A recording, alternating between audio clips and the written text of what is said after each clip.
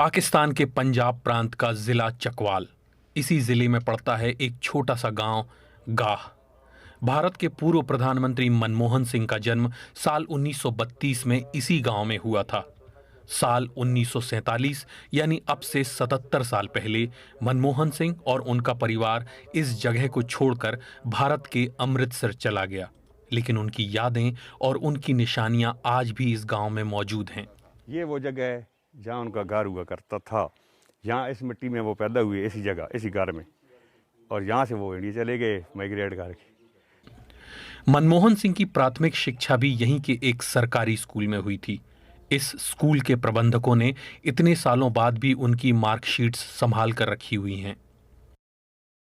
इस स्कूल में वो 4 जमात तक पढ़े हैं सिर्फ, क्योंकि उस वक्त ये स्कूल था ही 4 जमात तक, तो उन्होंने 4 क्लासेस यहाँ से पास की हैं।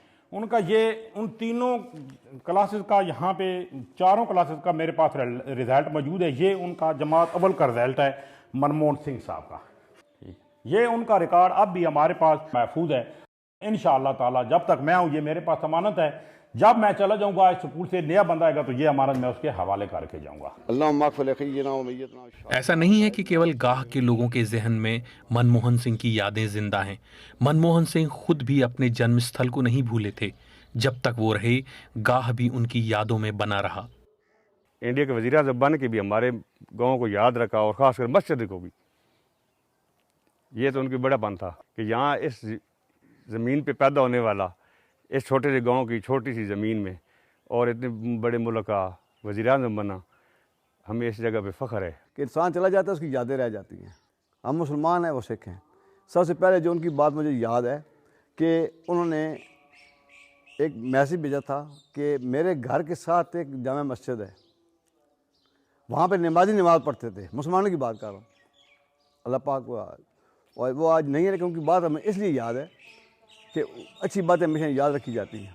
उन्होंने कहा कि वहाँ पे लोग नमाज़ पढ़ते हैं और पानी ठंडा होता है, वहाँ पे मैं गीज़र लगवाना चाहता हूँ। तो हमने उनको कहा जी हमारी वहाँ पे 3 मस्जिदें हैं, तो उन्होंने 3 मस्जिदों के लिए इंडिया से वो गीज़र सिस्टम भेजे हैं, जो आज भी हमारी मस्जिदों में लगे हुए हैं।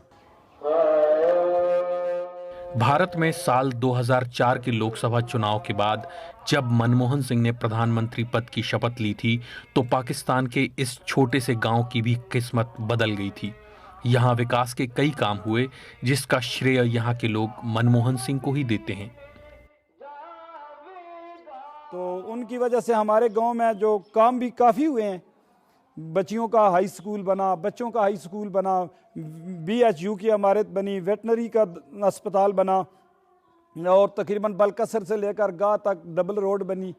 तो बहुत ज़्यादा काम भी हुए, लेकिन हमारी जो वो ख्वाहिश थी कि वो यहाँ आते और हम उनका इस्तकबाल करते, लेकिन वो हम बस उनके बाद आज वफा हो गया है, तो हमें अफसोस है। गाह के लोगों को जिस बात का मलाल है, उसी मलाल के साथ पूर्व प्रधानमंत्री मनमोहन सिंह ने भी इस दुनिया को अलविदा कह दिया।